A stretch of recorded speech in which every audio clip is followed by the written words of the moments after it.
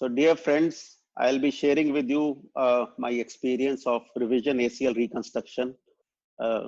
As the number of ACL reconstructions are increasing, and more importantly, as the number of surgeons who are performing the ACL reconstructions are increasing, so are the number of the failures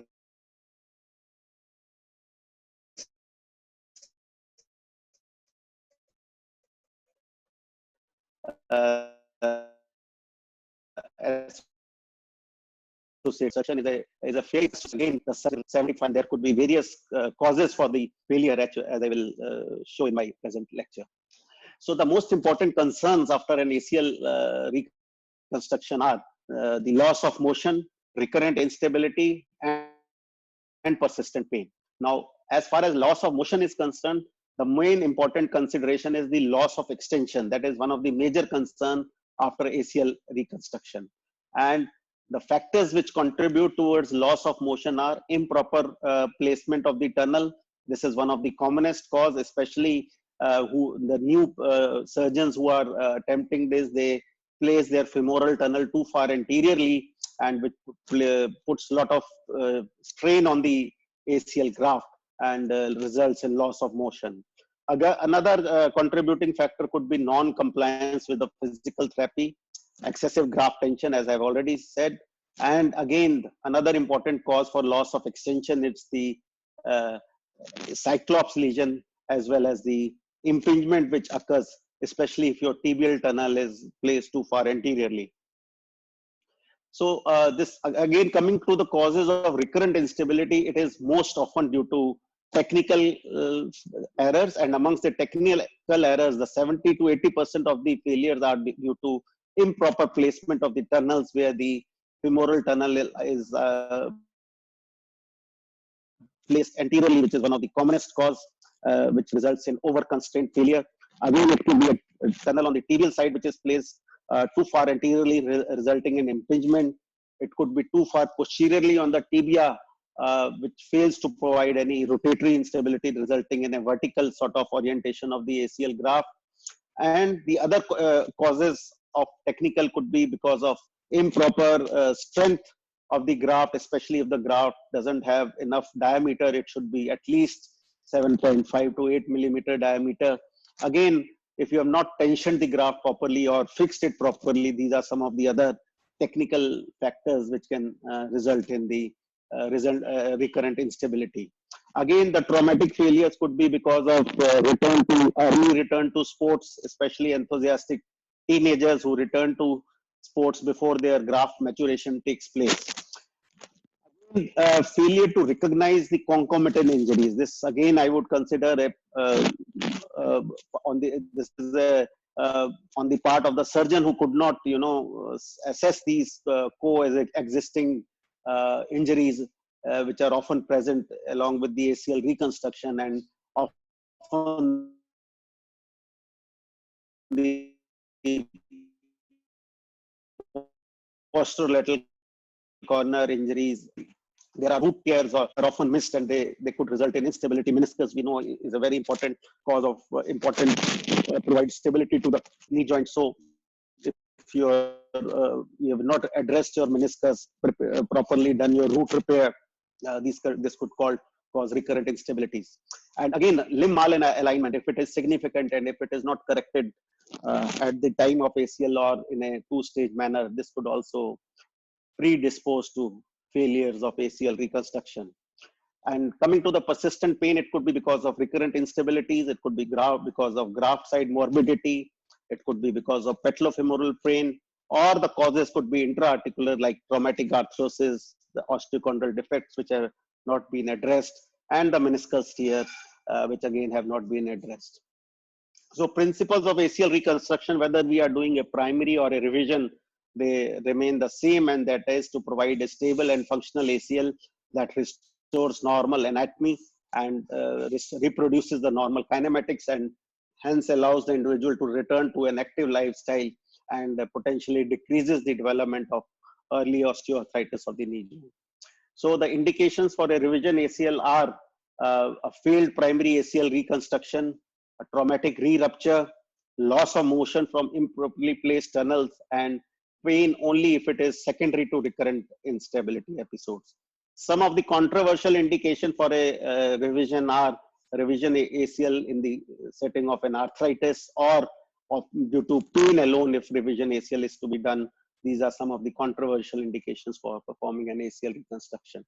Again, you have to do a thorough physical examination to assess the amount of the, instability that is present and the associated properly this time. And these are the various tests: the Latchman and the Drawer test and the pivot shift test. The varus and the valgus assessment stress test must be done, as well as the rotatory instability test. They must be performed to see whether there are concomitant lesions which need to be addressed. Again, important is the preoperative X-rays, the standing AP X-ray to show whether there is any malalignment, the stress X-rays, the PA 45-degree flexion view, the alignment views, and today these MRIs and the 3D CTs, they have helped in evaluating the tunnel osteolysis as well as their positioning of the tunnels. So again, very important in preoperative planning is to properly what was the cause of graft failure, and again, what are the expectation of the patient out of the revision surgery. So you have to have a good discussion with your patient regarding the realistic expectations coming out of this second surgery. And coming to the graft selection, there is no single optimal graft that you can say for the ACL reconstruction. It is again depends on the choices available and the individual preference of the surgeon, and doesn't make much difference whether you are using an allo or auto, depend on which setting you are and which country you are there. And in young athletes, usually in our setting, we prefer an autograft, especially the bone patellar tendon. And again, in less active patients, in wherever it is available, allograft is also a good option. Especially contralateral hamstrings are also a good option if available. Otherwise, as I said, either the quadriceps or the bone patellar tendon. It is, again, it is in revision scenarios, it is very important that you use larger grafts so that more collagen and more volume of collagen is created, and so that adds to the strength of the construct. So a question often arises how to deal with the existing hardware. So the questions need to be addressed are, can the hardware be easily, safely removed? And does it at all require any removal? So hardware should only be removed if it interferes with the positioning of the present tunnels. And otherwise, they can be safely left alone. But again, the surgeon should be well prepared for hardware removal in all cases. Now, how to deal with the existing tunnels? So that depends very much on what is the position of the previous tunnel, because that may affect the revision of the graft positioning, and whether you perform a single stage or a double stage revision. So the important considerations are whether these tunnels are anatomically placed, or they are non-anatomically placed, or they are partially anatomically placed. No, if they are non-anatomically placed, they do not interfere with your revision surgery and just can be ignored, leaving the previous fixation hardware also in place. If they are overlapping tunnels, then they often create a difficult scenario, because the existing and the revision tunnels will often create a figure of 8 type of configuration. So often one of the technique is that you start from the same tunnel, but then you redirect your tunnel from the same opening in a divergent manner. So this is one of the trick to address this partially overlapping tunnels. And so when to do a single stage, if the femoral and tibial tunnels from the previous procedure are acceptable, then you can use the same tunnels also, and you can do a single stage. Or if the previous tunnels are so grossly malpositioned that they will not interfere with your present ACL reconstruction, then also you can do in a single stage. So what are the situations in which you have to do a 2-stage procedure? If there is a malalignment requiring as a single procedure also, especially if there is significant arthrofibrosis, it is always wise to correct the arthrofibrosis at the first sitting. And if there is the gross tunnel osteolysis requiring tunnels are quite quite problematic and should be reassessed on a case-to-case basis, whether on a need for a single versus a staged approach. So these are some of the indications of a two-stage ACL reconstruction. Now coming to the whether you should do a double bundle versus a single bundle. So we, as far as our experience goes, we always prefer double bundle in a revision situation, even if the initial procedure was a double bundle procedure, because we always feel that this adds volume of collagen to your new construct, and superior for, as such, it is better restores the anatomy and the kinematics versus a single bundle technique. So transportal usually technique is used. The center of the femoral tunnel can be localized to the center of the footprint if the native ligament footprints are preserved. But however, in most of the revision cases, this original footprint cannot be preserved. So in that cases, you have to go by the anatomy. All your grafts must be placed below the resident ridge in the lower half of the area. So there are some of the anatomical landmarks which you procedure and doing the executing it. So coming to the placement of the tibial tunnel, modest tunnel widening, then the same can be utilized after filling it with a graft, with a large filled graft in a single stage approach. And in the setting of a significant tunnel expansion and slight posterior malposition, one might have to perform a stage procedure to avoid a tunnel convergence or recurrent malpositioning. However, in the absence of a significant tunnel expansion, this tunnel may be avoided by independent preparation of a new tunnel with a divergent trajectory to a more anatomical position within the footprint of the ACL. Again, graft fixation, it is one of the weakest component of the revision ACL reconstruction and often the cause of early biomechanical failure. And as such, the screw, then you should use a suspensory versus an individual choice of the surgeon. However, in revision situation, one must always consider backup fixation devices. So this is, I am presenting a video of a case. This came to us, this was treated outside. And as you can see, this tunnel was, femoral tunnel was anteriorly placed, and gradually with time, it overstretched, and patient came to us with instability of the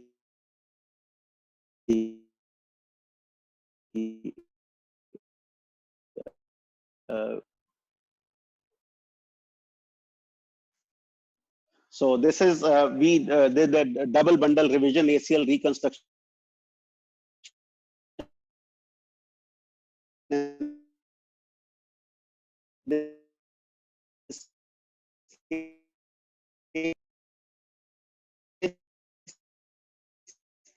So as torn legs, this for the double bundle.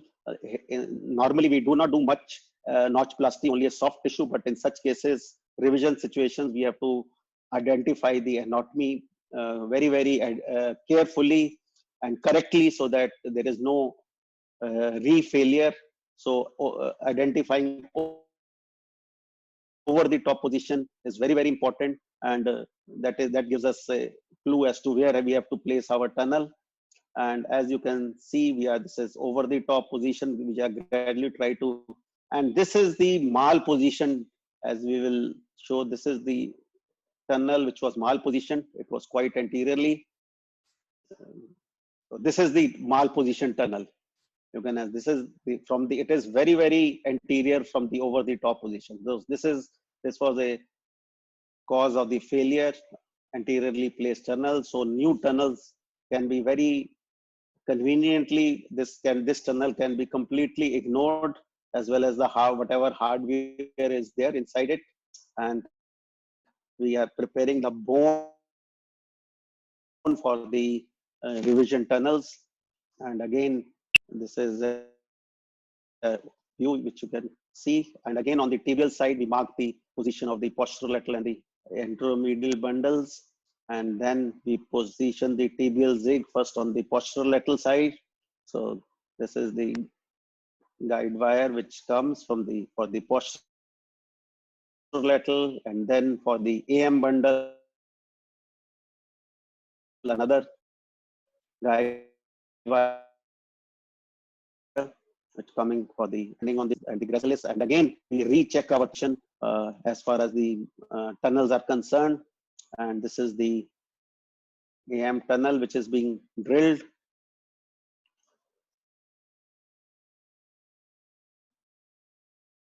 So we use a button fixation, and this is the AM tunnel which has been reamed.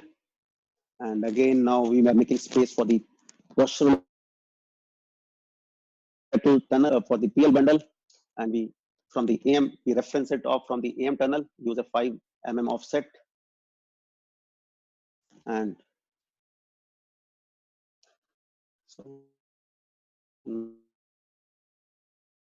now we are making the AM bundle and the PL bundle, and this is the third tunnel that was the original tunnel which had resulted in failure. So these are the two tunnels which can very 2 millimeter of wall between them. You can appreciate that. And now we have reamed the tibial tunnels as well, the AM as well as the PL. And next we are ready to pass the threads and the now this is the, as you can see, the button being passed. This is the PL bundle in position, and now the AM bundle is being pulled up.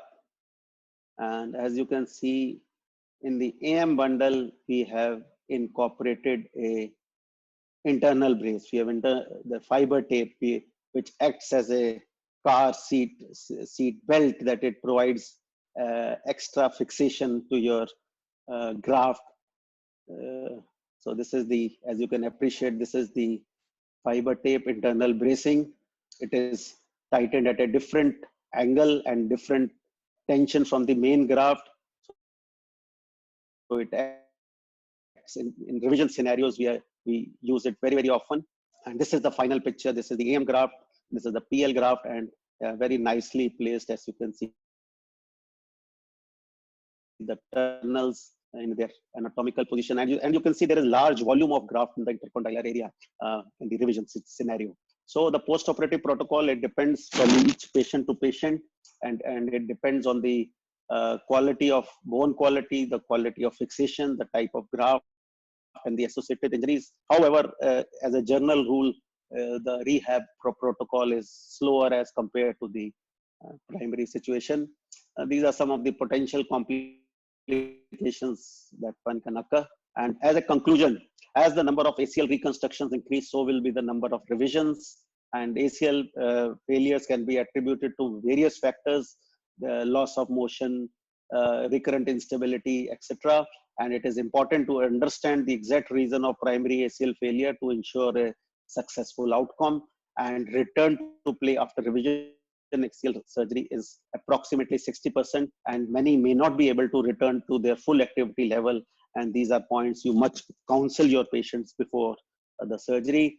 And use of non-anatomical principles combined with failure to recognize the associated patholaxity is one of the very important cause for primary ACL failure. And adhering to anatomical reconstruction principles and addressing the associated injuries to the secondary stabilizer should restore the knee kinematics to as normal as possible, and help in achieving better outcomes. And double bundle reconstruction, in our experience, is much superior, giving more intra-articular graft volume.